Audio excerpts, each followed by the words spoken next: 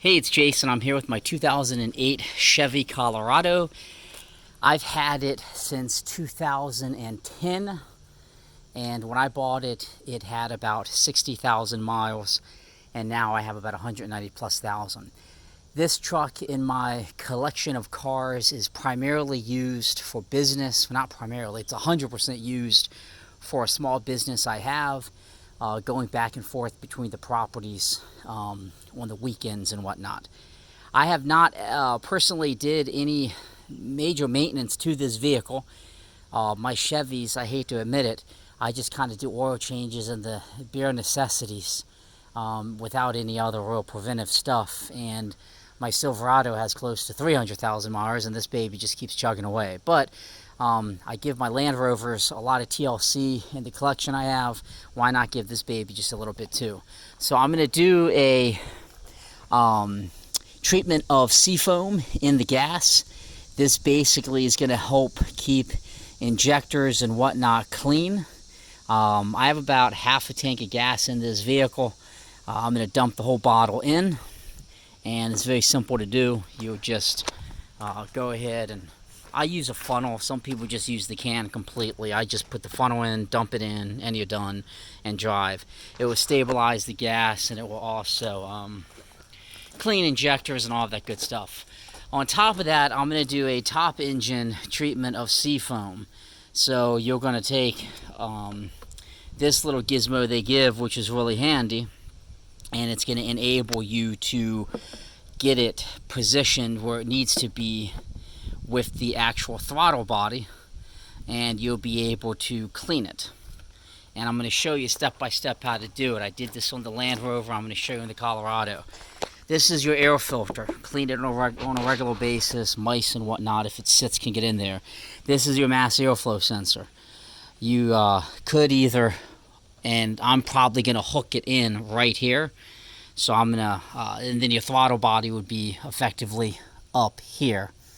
So what I'm going to actually do is I'm going to go ahead and either unscrew it here or right here to put the Seafoam in, and you'll shake the bottle, you'll spray it, and then it will get sucked into the engine and whatnot and clean the top engine, and you may see some soot and whatnot come out of the exhaust. So I'm going to go ahead and do the treatment of the gas, and then I will get to work on this. So basically you're going to want to take a flathead screwdriver.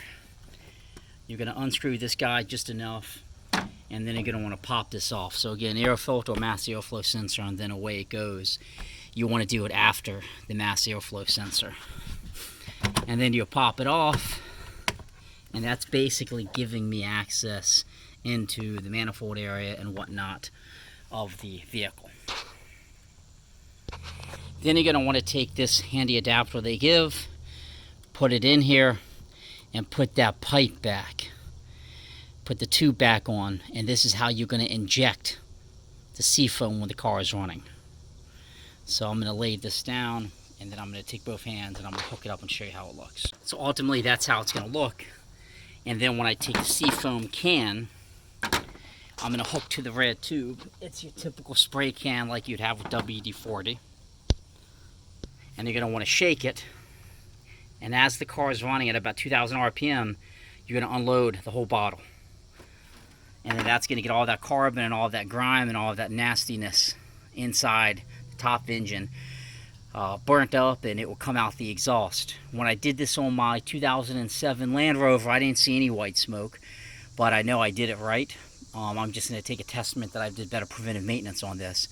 I'm thinking on this vehicle, I might see a little bit more.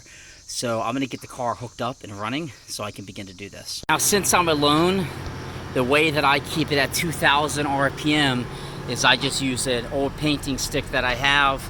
I tilt the seat up, be absolutely certain the parking brake is set, because you don't want this thing to kick into gear, and I'm holding a nice 2,000 RPM.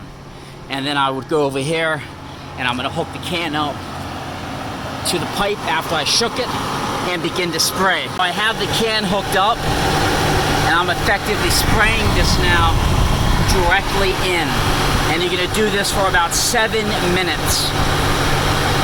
So I have the can still spraying, the engine's running at about 2,000 RPM. But you know, I don't see any of that soot coming out like you see on some of these YouTube videos. But it's definitely going in, so I know it's getting the treatment. So I've applied the whole bottle, and it says it takes 7 minutes, but I swear it takes like 15 minutes, it feels like, for me to get that whole bottle nice and empty. I've tightened everything back up. You want the car to sit for 10 to 15 minutes, and then you want to take it on a 15-minute drive and really hit the accelerator and kind of exercise things to get any of that buildup that has came loose out of the exhaust, and clean all the upper engine area and top manifold and all that good stuff. So I've applied the Seafoam to the gas tank. I've did the top engine treatment. I put everything back together. I'll take it for a drive, and I think this is a really good preventive maintenance on any vehicle, specifically a high mileage vehicle where there might be a lot of carbon buildup. That bottle from Napa cost me, I think, $10. You know, so what is it, $10, and the gas treatment was $8, so $18, and call it 45 minutes of your time. Doesn't seem like a bad thing to do, especially on a vehicle approaching 200,000 miles. Thanks for watching, and be sure to check out my blog, www.jams.net, for all kinds of other DIY videos. Have a great day.